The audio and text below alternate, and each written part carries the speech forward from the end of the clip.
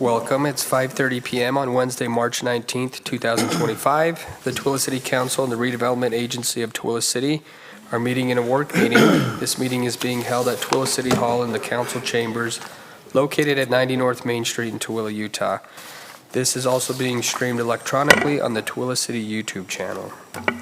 We will start with a roll call. Councilwoman Manzione. Present. Councilwoman Goches. Present. Councilman Hanson. Present. Councilman McCall. Present. I'm Councilman Brady, and I'm also present. We'll move on to item 3, which is the mayor's report. Thank you, Chairman. I have a really exciting presentation with one slide, but we do have a slide for you. I just want to remind everyone that we have a very, very exciting day coming up where we are going to do the ribbon cutting of Fire Station number 3.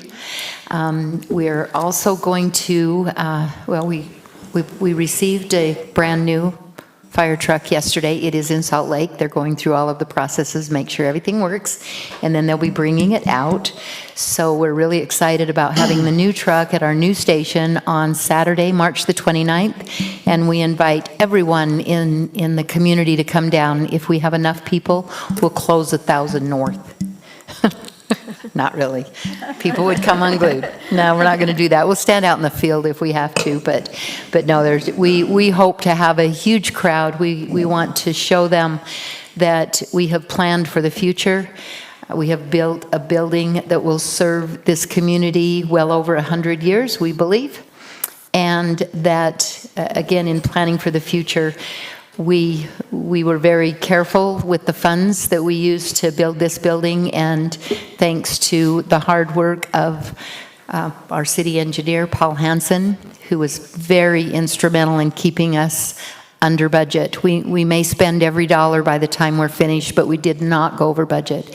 And of course, our fire chief, Matt McCoy, has spent numerous hours working with the contractor to get this done. So we're just very excited. It's a great day for our community. And, you know, if you look at other cities and budgets and what they have to pay for a fire department, they're millions of dollars to staff a full-time fire department, and I think that we just have to remember how blessed we are to live in a community of individuals that will serve and put their lives on the line for no pay. They're volunteers, so we appreciate them very much, and we'll see all of you on Saturday the 29th. Thank you, Mayor Nguyen. We'll move on to item 4, the council members' report. We'll start with Councilman McCall. I just attended the Arts Council meeting last week. That was about it. Thank you. Councilman Hanson? We had a Downtown Alliance meeting this Monday, and we talked about a lot of things, but a couple things that I found interesting is one is we've been talking about how bad the light poles on Main Street look, but UDOT says they have to paint them, and it's $1,000 a piece. So, yeah, that seemed odd to me, but anyway, I don't know how we're going to do that. We talked about doing a few at a time or something and whatever, and then some business owners have been talking about the parking across the street that UDOT put in, trying to make it user, because it's like the owners of the businesses are parking there or something, because they're always just full, you know. So one of the recommendations was to put like 15-minute limit parking on them front things, which I thought was a good idea. Where is that? So just south of the post office, the 5 or 6 spots that are right there. So anyway, there's some discussion of that, so I'm sure that will come. You'll hear more about it as we go along, but that was some of the things we discussed in our meeting. Then I went with the Switch Point, the homeless committee board that's up there, and we talked about lots of things, but it just seems like that things are getting better slowly up there. They're getting more organized and whatever. I don't know. I think it's going to take a while, but at least I feel better than I did a year ago. So anyway, so that's still a work in progress. So anyway, lots of things going on. We all keep busy, so, but yeah, that's my report. Thank you. Councilwoman Goches? Thank you. We didn't have work meeting last time, so I probably have things that are old that you're aware of, but I did attend a town hall meeting with Celeste Malloy, Congresswoman Malloy, and had a chance to visit with her. Also attended the fire department banquet and social, and it is exciting that we're going to have the ribbon cutting for the new fire station. They work very hard, and the banquet highlights and awards people for their hard work, and it was really awesome to be there. Also attended a ribbon cutting for Wingstop, so nice to have some new restaurants to eat in Tooele City. That concludes my report. Thank you. Thank you. Councilwoman Manzione? Yeah, I attended many of those same things. I also attended a meeting about the Broadway area as part of the RDA. And we're going to be doing Broadway public engagement surveys and a great event aligned with our downtown cleanup, Take Pride Tooele cleanup. So the community will be able to come. It'll be kind of a party atmosphere, see some ideas of what could be on Broadway, have a chance to take some surveys and have input onto what that is, because as you know, we own some property there, and working with other property owners in the area, we think we can make improve the Broadway area with some things that will benefit the city. So that's coming up in May. But the surveys are out. You can find the QR codes. I don't know if the city has published them yet, but I've seen them out.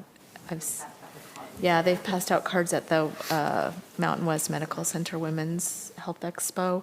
So they're kind of out there, and they had a booth at that expo also, and it had some really great ideas already. So I think that's a great way for the community to get involved.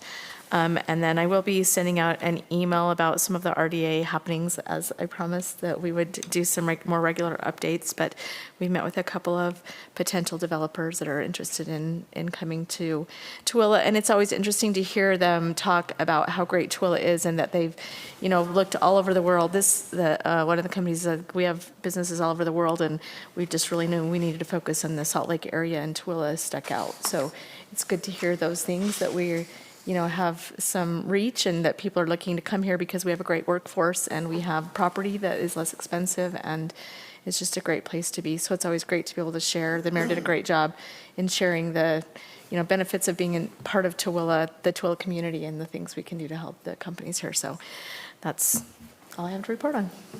Thank you. I attended a Council on Aging. That's a county board that I sit on, and we have a city representative. I think the big takeaway from that is just that there's lots of resources for the elderly individuals that live in our community.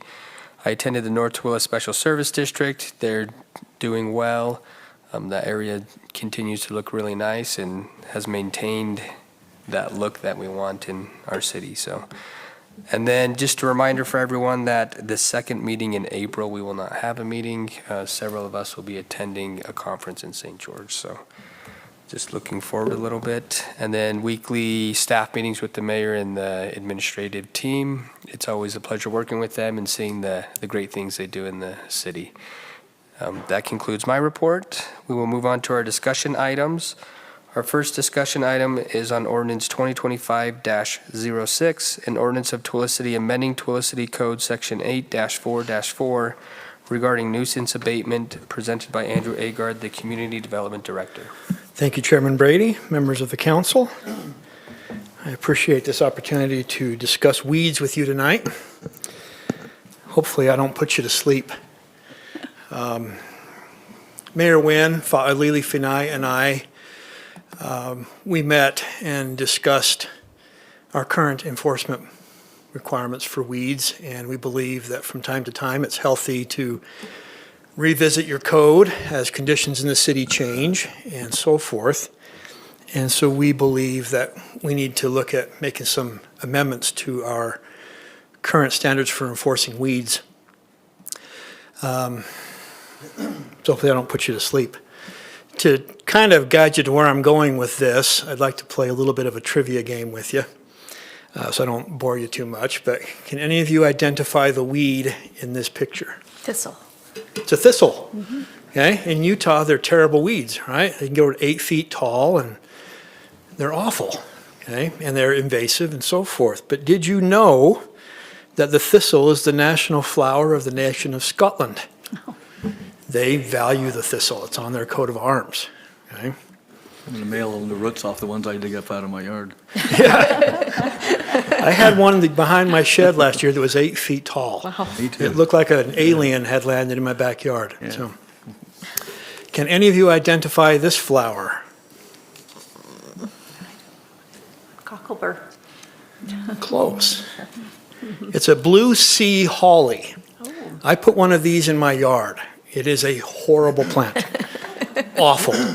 It grows, it suckers, it spreads through seed, it has a taproot that goes way down. It's been years since I put it in and I still can't get rid of it. Okay, it's a horrible, horrible plant. Beautiful, but horrible. Oh, Can you I hate identify those. this weed? Yeah, I have them in my yard. They're terrible. Yeah, they're everywhere. They grow. They like to grow in the cracks of concrete. They like to grow at the foundation. Do you know what it's called? I call it a rubber plant, because they Yeah, feel that's what rubber. The official name is purslane. And did you know that this weed is very edible? It is very nutritious. You can use it in salads, stews, teas, and can be eaten raw. And I have tried it, Is it good? and it doesn't taste too bad. So when the zombie apocalypse happens and you're hungry, go find some purslane and you'll be fine, okay? So the reason I wanted to present this, I wanted to ask you, what is a weed? In my yard, it's morning glory. That's a weed. Okay? Our ordinance does not define weeds. The definitions section in our nuisance ordinance does not define what a weed is. And I think that's intentional. But my definition of a weed is any plant that is growing where it's not supposed to be growing or where it is not wanted to be growing. Okay? I'm a gardener. I love to grow potatoes. Homegrown potatoes are fantastic. But I have to move them around my garden every year so that I don't have disease problems. And every spring, I have potatoes that grow up in my corn or in my beans, and I have to pull them out. That potato plant has become a weed because I don't want it growing in that location. Okay? So, what are our current standards in regards to weeds? So right now, any weed taller than 6 inches in the public right-of-way and on any land less than 5 acres in size is a violation. 6 inches. Have a little scale here. That is 6 inches. So any weed taller than that scale is technically a violation and subject to enforcement. We also have a requirement that any weed taller than 6 inches within 30 feet of property lines on a property larger than 5 acres is a violation. Those are our current weed standards. That's it. Is this a violation? Probably. What do you think? Probably because the few weeds are taller than 6. Exactly. There are weeds in there that are taller than this little 6-inch scale, which means my code enforcement officer, if someone complains about that yard, is obligated to begin enforcement proceedings. Yeah, but you had that discussion about what was a weed and what's not, so are they weeds? Exactly. That'd be, as a property owner, that's where I would be. Exactly, and we're going to touch Well, on that a that's little bit not more. weeds, you know? You're right on the same page I am. Tooele City has approximately 40,000 residents, and we have one code enforcement officer. And Mr. Alili Fanai, there's a nice picture of Mr. Fanai. He is responsible for enforcing weeds, graffiti, inoperable vehicles, garbage and refuse, animal rights, signs, and just about anything else in Tooele City Code Title VII, which is our land use and zoning ordinance, as well as many other things that I did not have room to put on the list. So he is a busy guy. Last year, he fielded over 400 code enforcement complaints. The balance of those, 70%, were weeds, weed problems. And so the mayor and I, we want to revisit this and see if, number one, we can kind of lighten his load a little bit and maybe look at weed enforcement from a different perspective. One of the problems with this broad weed standard is it often places the city in a position of being a battering ram between feuding neighbors. One neighbor will call and complain about a neighbor's weeds, and that neighbor returns a call and complains, and it puts the city in a bad position, puts Fa'alili in a bad position. Don't like to be in that situation. The other issue that we need to think about is it the city's responsibility to ensure everyone's property is well kept and weed maintained? Does the city want to be an HOA? Like I said, there's 40,000 people. We have one code enforcement officer. Do we have the resources and the staff to be an HOA enforcement body? So going back to Councilman Hanson's points, is this a garden or is it a weed patch? Garden. Anybody else? Probably a garden. I think it's a weed patch. Councilman Manzione is right. This is a garden. You can notice that there's a Definitely patch of garden. manicured sod in it. As the city continues to emphasize less sod and more water-wise plantings, we are increasingly coming into conflict with our 6-inch ordinance weed requirement. Because a lot of people want to plant these ornamental grasses and ornamental flowers that some people consider weeds. So how does Mr. Finai determine whether or not this is a weed violation or somebody's personal garden? Of course, he can go up and knock on the door, but if there's a lot of people doing this, that takes a lot of time. So, as I mentioned, a greater use of native grasses and shrubs can often be viewed as weeds.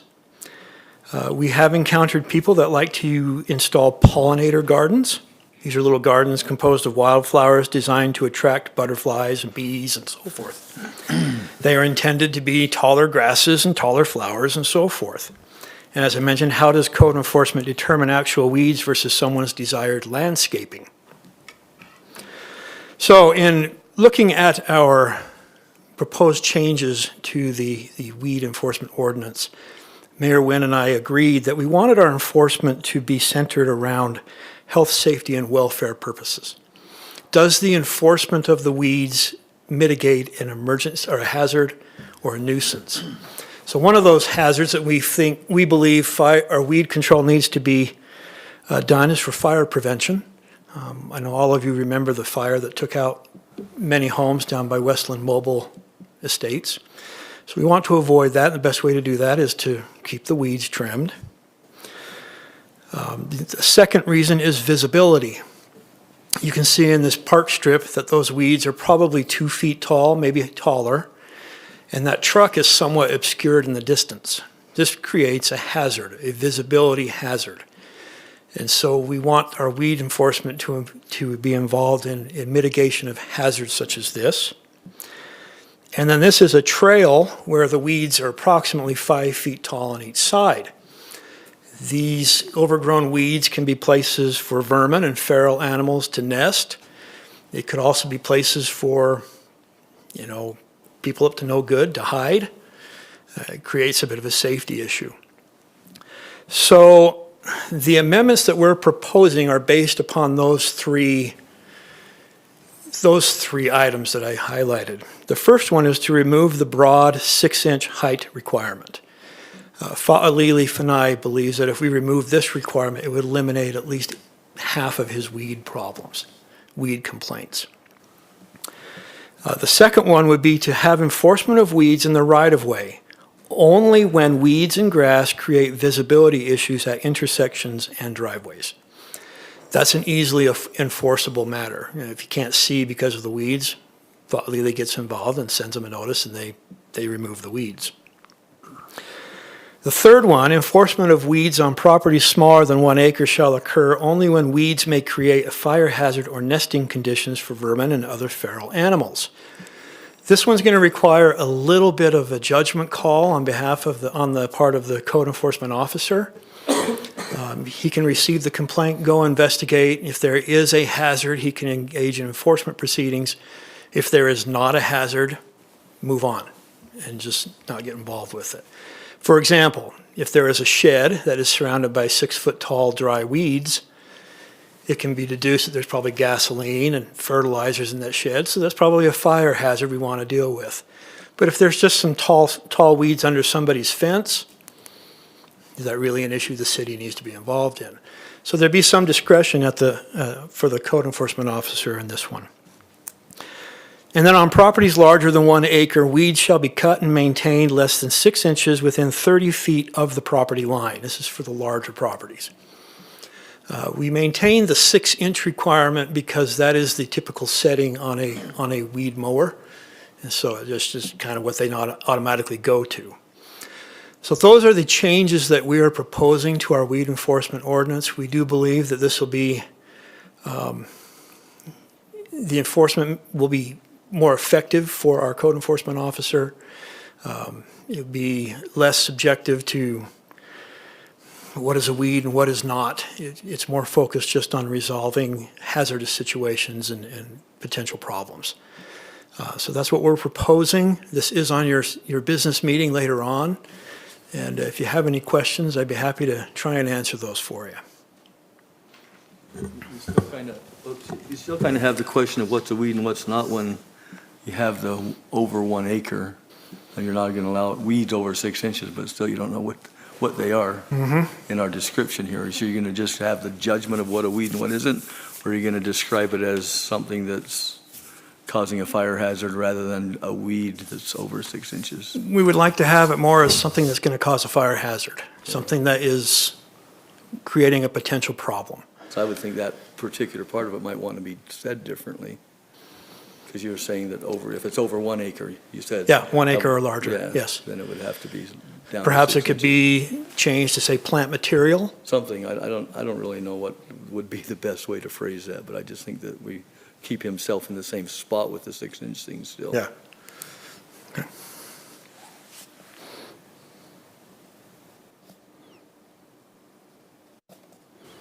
But yeah, you're right. I mean, plant material, if it appears to be a fire hazard, if it's obstructing views, there's not too many lots in Tooele that are over an acre, but there's a few of them in the older area of town, I would say. Yeah. Mr. Yeah, Chair. go ahead. I just kind of had a little bit of a difficulty with the removal of the 6-inch height, and I know that with a good rain, those weeds can go in a week.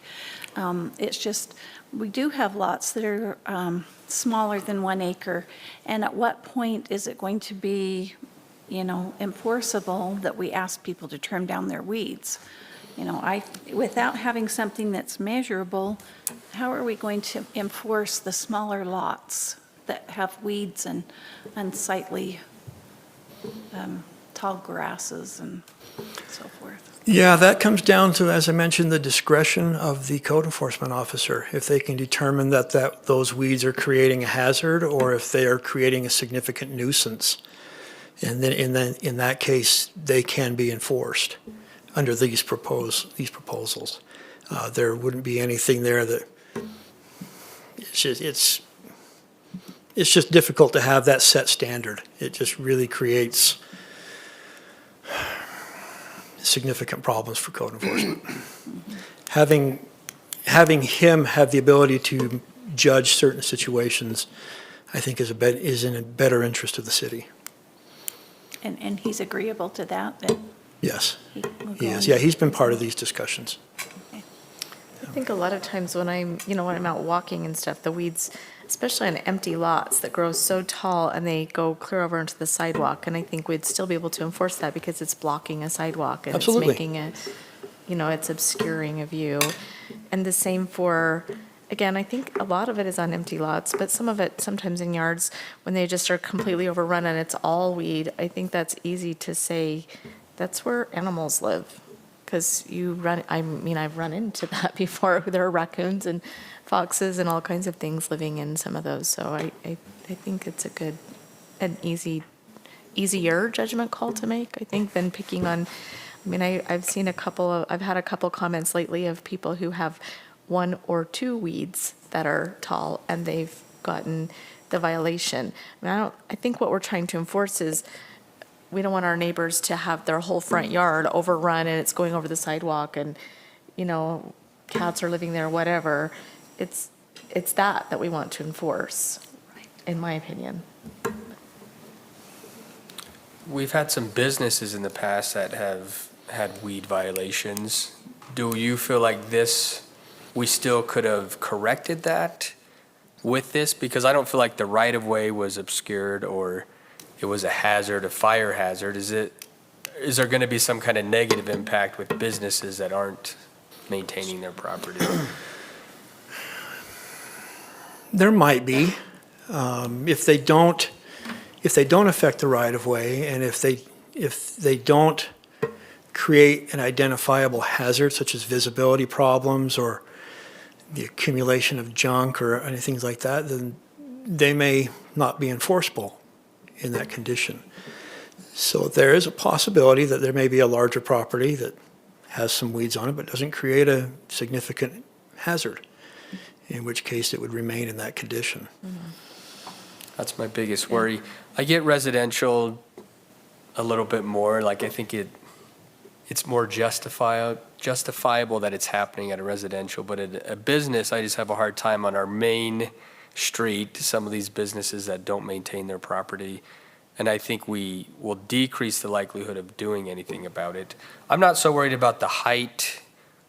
I agree with what Councilwoman Manzione had said, that it's more about enforcing it and having that flexibility. So I'm kind of a toss up here about what is best and how we enforce that, because I don't want to get to a point where we can't enforce things, right, and try to make our city look better. That's something I think a lot of us have really focused on. We want to have a beautiful city that people come through it and they make comments like that. And that was a well-maintained city, so. Yeah.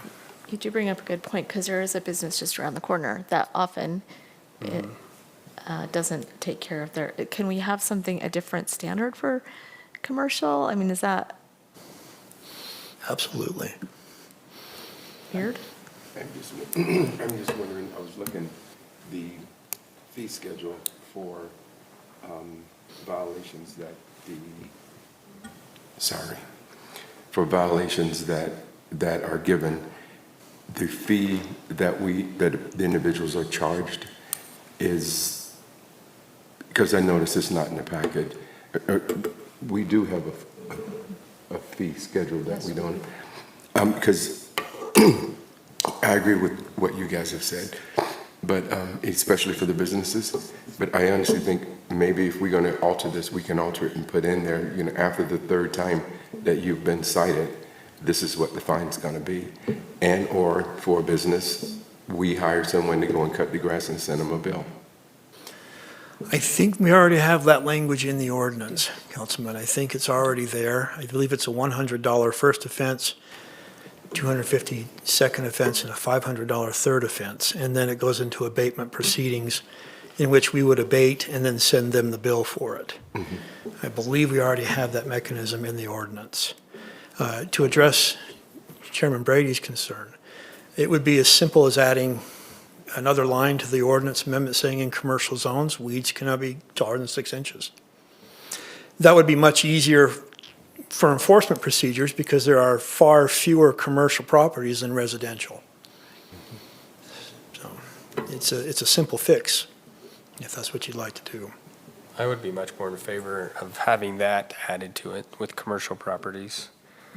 And you made me really think about what is the city's responsibility, right? Should we be involved in some of these disputes? And I've heard about some of them in staff meetings and things. And it really does put our code enforcement and our police officers sometimes in a bad situation that is, it's difficult. not ideal for any of them, right? And I don't know if I've heard a lot of success stories of the weeds got caught, they grow right back, right? And we're trying to charge these people and fine them, and it doesn't change most of the time. So I think it's a people issue more than anything else. Yeah. Any other discussion, comments? This is on the business meeting. We don't have to vote on it. If there's changes, we can table it or I think we bring should it get back. it, But I think we should get it rewrote up a little bit. There's a lot of changes we all suggested, so before we vote on it, that's what my opinion is anyway. So we can make sure we're happy with what we're voting on. yeah, I would be okay with that. And in the meantime, let the code enforcement officer know that I support him because they know he's got a bad job. He's very good at what he does. He works hard. I've personally witnessed him work with individuals to bring their properties into compliance. He does a good job, and I'm glad we have him. But he is busy, and most of it's was just dealing with residential weeds. That's a lot of his workload. So, okay. Appreciate your comments. Thank you. Okay. We'll move on to our next discussion item. A discussion on proposed amendments to Tooele City Code 7-19, subdivisions regarding non-standard divisions of land in Tooele City, presented by Andrew Agard, the Community Development Director. You are going to get tired of me by the end of this meeting. This proposed code amendment involves Tooele City Code 7-19, which is our subdivision ordinance. And the origin of this requested code amendment came from one of our planning commissioners who requested that we look into this and see what we can do about this. And I want to first go through our current subdivision requirements when it comes to developing property. If you have somebody who has, let's say, 1 acre of property and they only live on and use maybe a quarter of that 1 acre, and they don't want to do anything with the rest of it. They don't want to maintain it anymore. They don't want to own it. They don't want to pay taxes on it. They want to get rid of it. They want to sell it off. But they have no intention of developing the property. They just want to sell it and be rid of it. Currently, under our subdivision standards, that's not something that is doable because our ordinance requires that all divisions of property must first submit a plat and the necessary utility plans, and then go through the established subdivision review process. In order to do this, they have to they have to hire an engineer or a surveyor to put those documents together. That can be quite costly. The last I heard is just a simple subdivision plat will run anywhere from $3,000 to $5,000. So it's not cheap to have the drafting work done on a subdivision design. The subdivision ordinance also requires that all right-of-way and utility improvements be installed or properly bonded for prior to plat recordation. That's also very expensive. Curb, gutter, sidewalk, asphalt, pipes, valves, and so forth cost a lot of money.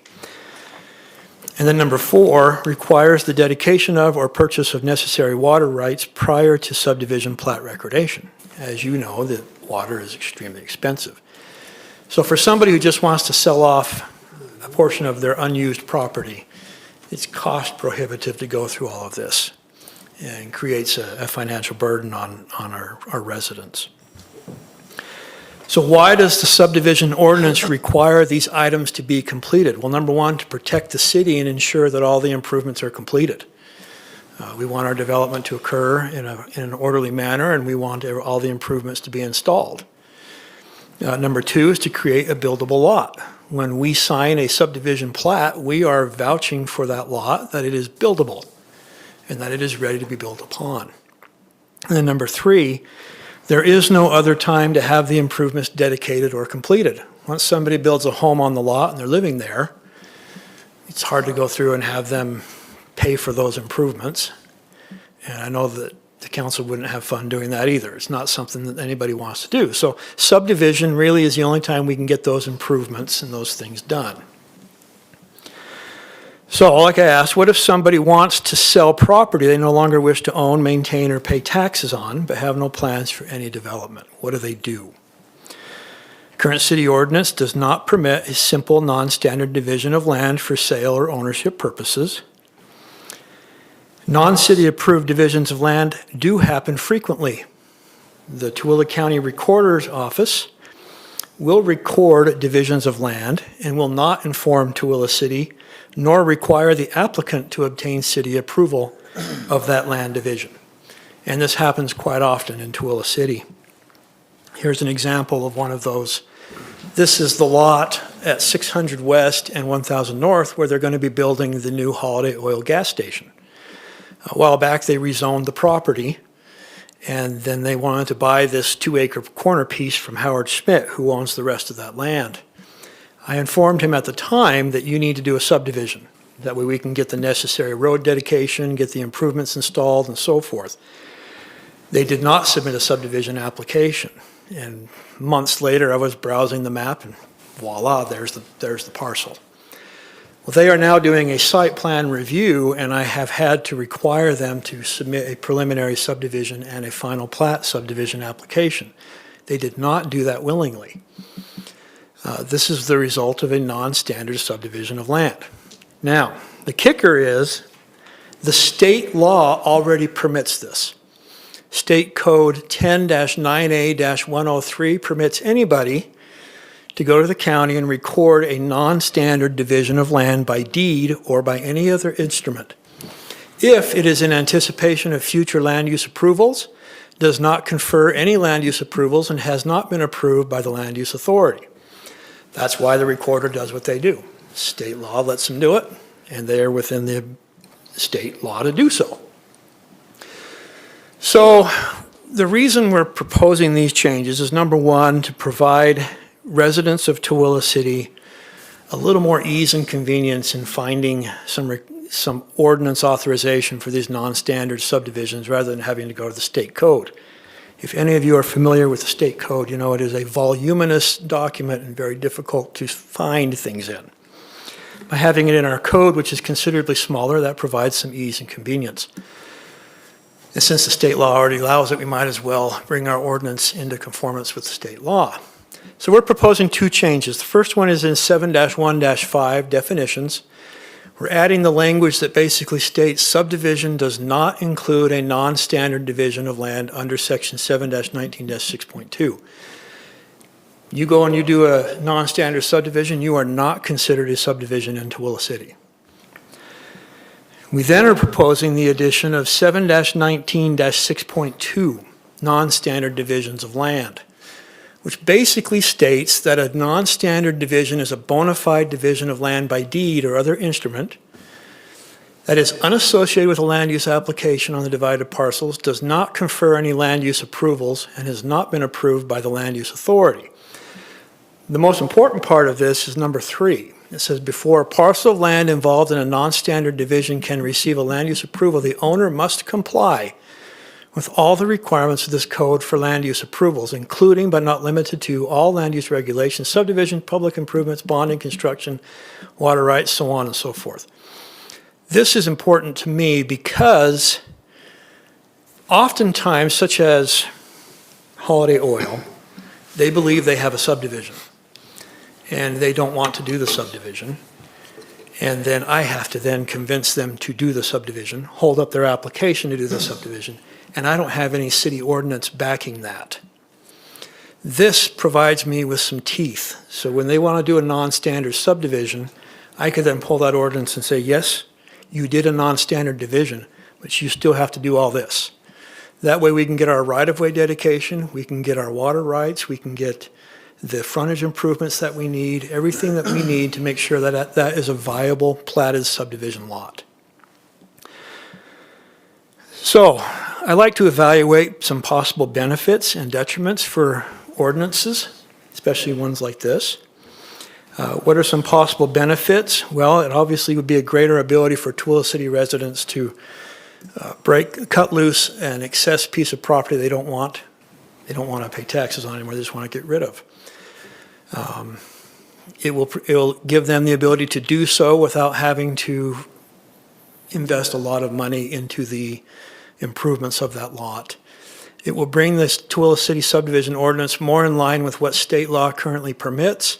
And as I mentioned, it will enable me and my department to make sure that these non-standard divisions of land will go through the subdivision process and become a viable, buildable lot when it's time for development. Possible detriments. The creation of non-conforming parcels of land throughout the city.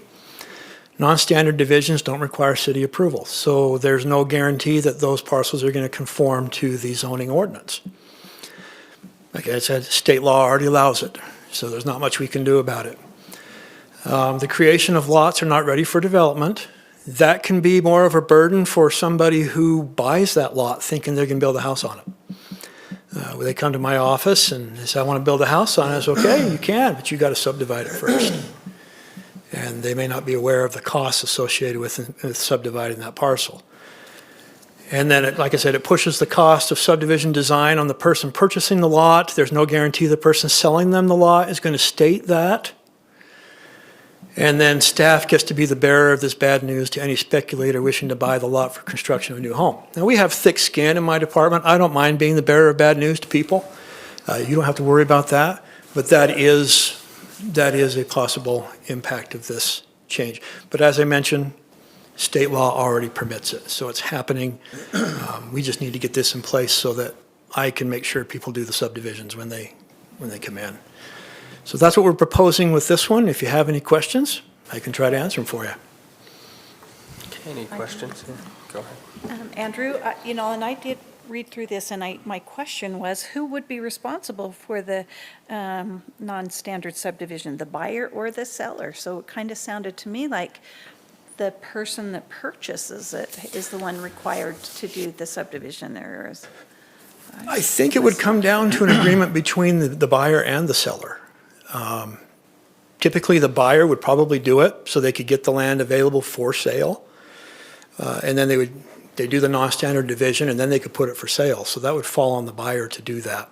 Really would just require a survey to be done and then a deed written up to transfer the ownership of the parcel. Not really a complicated situation.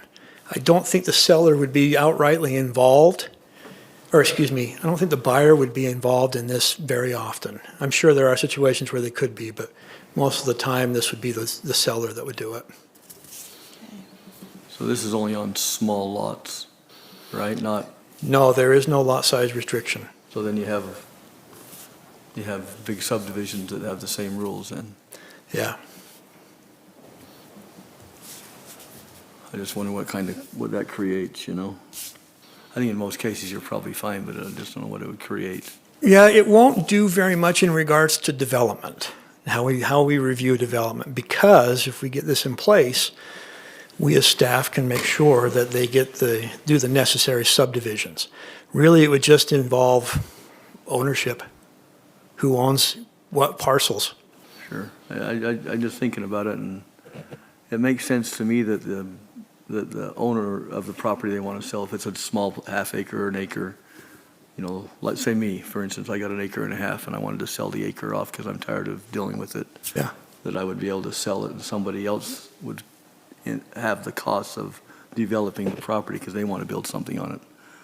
You know, so, and that would be part of the negotiation of selling it anyway, so. Yeah, absolutely. So that makes sense to me. I just worry a little bit about the bigger parcels, because I don't really understand that completely to where that's going to be be protected. We have But it's seen this done on properly. larger parcels. There is a parcel immediately west of the high school, the new high school, Deseret Peak, and immediately north of Sunset Estates. Howard Schmidt purchased approximately 20 acres there. He went and did a non-standard division and purchased 20 acres. So he now owns that property, and it has been divided. However, it has not been properly subdivided. So when Howard decides to subdivide that parcel, he'll come in and go through the process. And he'll have to do that, He'll have to do all of it. part of it, yes. Yes. Okay. So I think whether it's large or small properties, it doesn't really make a difference. They're still going to have to go through whatever development processes are required. All right, okay, I'm good then. So without this code, though, because you had mentioned that holiday oil land, that you don't really have a lot of teeth requiring them to do certain things, how do you make them do it if our code doesn't say to do that right now? So what I did with Holiday Oil, as I said, we are not going to proceed on your site plan approval till you get your subdivision application started. So I did have some teeth in regards to that, but there really isn't any ordinance backing for that. So without this, there could be some pushback on you Could be, that you couldn't make them do it, yeah. could be. Yeah, That's what I'm trying to avoid. right, okay, I get that. Sense. Yeah. Okay, any other questions or discussion? If you're okay with that, I'll start getting it noticed up for Planning Commission and everything else, so. Sounds good. Thank you. All right, next discussion item is a discussion on proposed amendments to Tooele City codes regarding the location and placement of accessory structures in commercial and mixed-use zoning districts. This is presented by Andrew Agard. So this is a matter that was brought to our attention by one of our planning commissioners. A little bit of history as to how this came to be. You'll note that this is an existing business in Tooele. It is the coffee shop located in front of the cow ranch. A few months ago, this little shed on the property just popped up one day. And it's just kind of out there in the middle of the parking lot. Planning Commission addressed this through amending a conditional use permit that was originally submitted by the coffee shop. And they require some reflective material to be placed on the corners of the shed to provide some visibility. But it also raised another question is, do we want these accessory structures popping up in front of our commercial businesses? So as in regards to our current standards, these little structures, these little sheds, as you can see on the table of commercial uses, are permitted in all of our industrial, mixed use, and commercial zones. So they don't require any kind of zoning approval. If a shed is 200 square feet, no, excuse me, if it's 120 square feet, it doesn't require a building permit. So a shed like this one virtually has no oversight, and that's how it just kind of popped up in the parking lot. In commercial zones, there are no clear standards or restrictions on the location of these accessory structures. They really can kind of go anywhere they want to put them. And maybe that's okay. I don't know, that's what we're here to discuss tonight. Going, again, the coffee shop. Now, these don't seem to be happening often. I drove throughout the city to take some pictures and didn't find a lot of them. So it's not a significant problem, but they're starting to pop up, and maybe this will be somebody will see that and say, hey, I can put my shed out there. This is a structure that is south of the Jim's Restaurant. It's a large shipping container. In commercial zones, shipping containers are considered structures. And so there is an accessory structure that's taken up 5 parking stalls. And then, of course, there's the Home Depot, a lot of accessory sheds out there in front. Now, this is a little bit different. They don't utilize these for storage of materials. They are advertising merchandise. They are selling these things. However, those sheds are taking up valuable parking spaces. And sometimes Home Depot's parking lot can get quite busy. We could obviously tailor the ordinance to, or Home Depot could actually get an approval for accessory display of merchandise outside and not have any problems with this. But those are sheds out in the parking lot. That's all that I could find in the city. It's just those 3. We do not receive a lot of complaints about accessory structures in commercial zones. But there are some concerns. Number 1, do these structures displace and occupy required parking? Number 2, aesthetics. Are we okay with these structures prominently displayed on our main thoroughfare? Sometimes they're not very attractive, like that container that Jim's is using. And then vehicular obstruction. Are they blocking drive aisles? Are they creating a hazard by being located in a dark area that can't be seen by cars? Those are some concerns that come up with these. In writing this up, I just threw out some ideas that could address this. Number 1, you could prohibit accessory structures in the front setback of commercial businesses and permit them only in rear or side yards. Number 3, you could prohibit accessory structures in parking lots. And number 4, you could approve them with specific standards. Maybe you set standards. Okay, you can do this in the zones, but you got to have bollards, you got to have lighting, you got to have reflection on it. They can't block drive aisles or so forth. If they meet those criteria, then we can approve it. And number 5, don't worry about it. These are all on private property. There really isn't any liability to the city. So really, it just comes down to if you're okay with the ordinance as it is, or if you'd like to look into changing things. I just have it here to get some guidance from you and see how you'd like to proceed, and if you want to proceed at all. So I'm happy to take some suggestions and some thoughts. So the ordinance right now is if it's over 120 square feet, it would have to go through some kind of process? Have to get a building permit. Okay. And we do a zoning review for every building permit that involves a land use situation. So we could look at it that way, but it'd be hard to require it to move because there really isn't any criteria in the code that would permit us to do so. And that includes like a shipping container? Mm-hmm. Is that one not more than 120 square feet? Looks like it is. It looks like it. Yeah, it's pretty big. But they're still just I know there's not a lot, but that just 4 times, yeah. showed up, right? No one, Yeah, it just showed Ask up for a there. It's building been there for a permit or- while. Yeah. It gets tagged a lot with graffiti. I think that there should be some kind of specific standards. I'm not opposed to having them if, one, they look a certain way, and like you've kind of mentioned, they don't obstruct things, and they've gone through some kind of approval process that says they're okay to be where they're at. So I think we have to have some leeway with businesses, especially these smaller ones like a coffee shop. I'm sure they don't have a lot of room to store anything in their little coffee shop, so you probably want to have some kind of other building to store things. But that's my opinion. I think some of the problem with that one in particular is the placement of it. I don't think anybody was necessarily outright opposed to that they need storage, but that it came up without any approval and that it was placed in an area that's going to be hit by a car. You was talking about parking of it, we're taking out parking spaces. Mm-hmm. But in that particular parking lot, that particular one's not an issue, is it? 'Cause there's a Yeah, lot- that parking lot's huge, and there's not a lot of landscaping in there, so it's all parking. I don't think that's an issue, but it would be nice to be able to verify it. I just, that like Home Depot and even Cal Ranch, they have all their gates and all that stuff taking up parking places, so there are lots of other things like that. And, Tooele RV has sheds for sale, and they got, 10 or 12 of them there. That's another spot in town that has Yeah.